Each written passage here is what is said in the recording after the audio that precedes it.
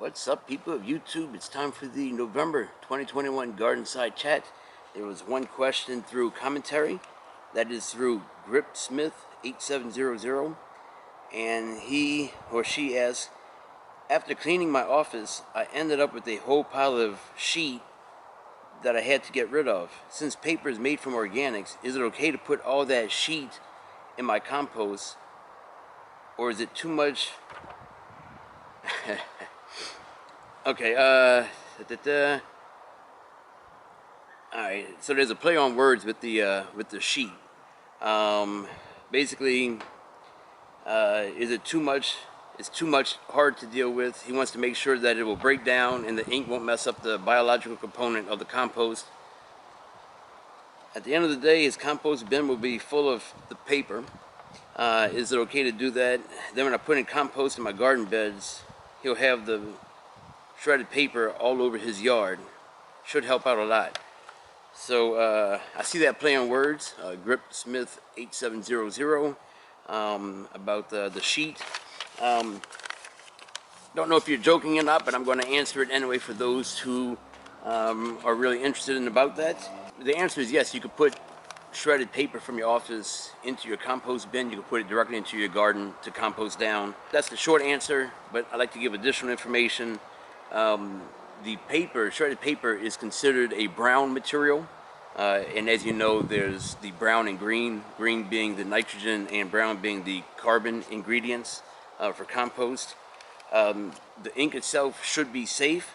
You don't want to use colored paper, and you don't want to use like plastic or glossy paper. You don't want that in your compost. It actually just will not break down, but supposedly the colored paper could have heavy metals or heavy inks in it, so steer clear of colored paper. Use white paper with ink. You should be fine with that. A couple of tips though, if you're using either loose paper or I'm assuming since it's in the office, shredded paper, make sure you look at your ratio. A lot of folks will say that you should have a 30-to-1 brown to green component. Whatever, who's going to measure that? 50-50. I believe it's fine. Other folks say the same thing, that a 50-50 mix of nitrogen and carbon for your compost will be fine. Of course, you just have to make sure that you have airflow and that you have moisture in it so that the organisms could do what they need to do inside of it.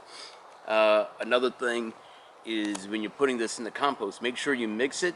Don't let it clump together, much like what people would do with grass. It'll just dump in the grass and it'll form layers and it'll get matted. It'll still break down, but you don't have the good mix. It'll actually start to go anaerobic, which is without air, and that's when you get that bad smell. So you need to mix it and have air pockets so that you get an aerobic breakdown of the materials for compost. That's that. Don't know if you were joking or not, but that's a good brown material to use during the summer. If you cut grass, you can use that as a good supplement to your compost, and of course in the fall and winter, if you have a tree nearby or something, the fallen leaves, that is your brown material that you can use for your compost. So GripSmith8700, thank you very much for that question. If y'all want to see something for December, put it in commentary, email me, send a fax, whatever, all that works fine. I thank y'all very much for watching. This is Grow Me Something Mister, and remember, did I have anything? No, I still don't have an exit on yet, so see you later, everybody. Sheep.